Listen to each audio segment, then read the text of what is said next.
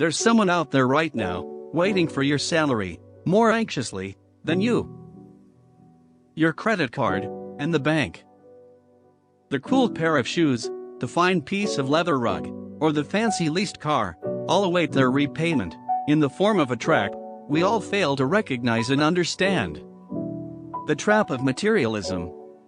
We relate and view materialistic stuff as a final reason for making and having more money. But for a moment, let's eliminate money from the picture and try to understand the psychology behind how materialism really works and traps the most ingenuous and the wisest of us all.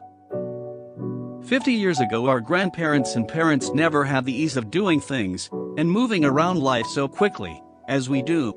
But still, they were much more satisfied with their lives than our quick-rolling, smartphone-brandishing generation.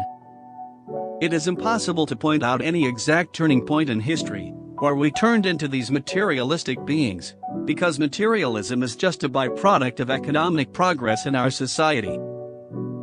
As more money flowed into the pockets of common man, the market for essential commodities took a backseat, and the new era of owning stuff that could be used as a leverage for your status in the society arrived. At this point, some of us might consider materialism to be something pure evil. Hold on, let's not jump to any conclusion yet, without understanding how it started. The roots of hoarding things just a little bit more than we need at that exact moment have been embedded in us as long as we've existed on this land, and this habit might be the reason why we were so successful at surviving the harshness of elements, like climate and the predatory environment we had. As seasons changed, and the weather got colder and harsh, the food that nature provides us with turned scarce, and along with it reduced the chances of survival for the humans. To get through these cruel periods, we learned to gather and store essential supplies, and we still do practice this behavior, as it has proved to be very effective and feasible.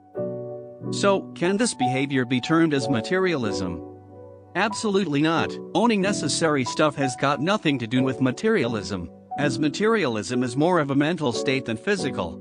To be precise, you'll be considered a materialistic person when you value the things you have more than your own physical and spiritual existence.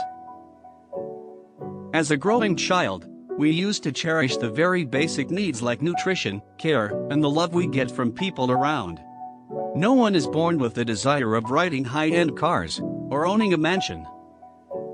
But somehow at a very early age, we start longing for toys or food items that our parents can't afford for us, and when we don't get them, we feel sad and deprived. At this point, we stop valuing the things that we used to enjoy so much and start chasing commodities that are just one step away from us. The sacred bike that one of our friends got, or the cool school backpack with 12 different pockets. There's nothing wrong with having a desire, but the problem arises when we get them, and instead of treating them as something temporary and ordinary, we put them on a pedestal higher than the people around, their emotions, or in some cases even putting them over ourselves.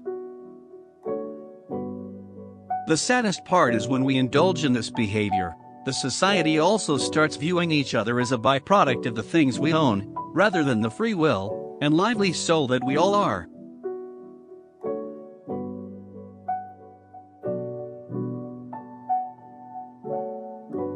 That's it for today's video. If you liked our content, give it a like, share your views with us, and do subscribe to our channel. Till then, stay safe and be happy.